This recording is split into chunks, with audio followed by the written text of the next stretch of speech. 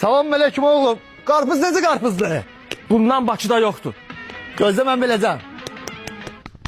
Sen zehir olasan elə. Hansı şıkkını görürsən gene yuxudasan? Az- Ne başıma dəksinsən sen? Az qarpız götürürdüm. Qarpızdı benim başım. Buyur, bu da qırılıb ki. Ay qız, oradan başqa şalvar ver, bunun düyməsi qırılıb.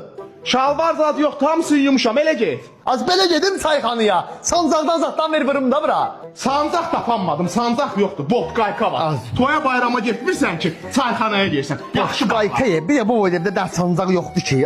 Bir abırçılıq. Əli uzadı göyə qaldırma, görüb eləyərlər. Zatın qırılsın. Lətafət, bu da sarvat olub.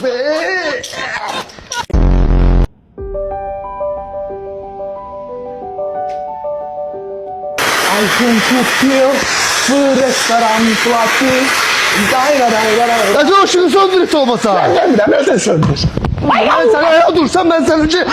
Gel canım ben!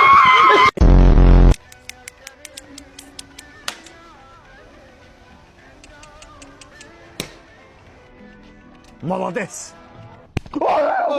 Bakarsın. Az ses kısa verirdim ben kişi. Şeş koşanı benim üzerime. Düz o tarafa ya. Yüzü o tarafa yat. Tüyleri bütün günü. Şeş koşanı benim üzerime baba. Zatınız kırılsın, sizden gelen xeyrə mən tüpürüm.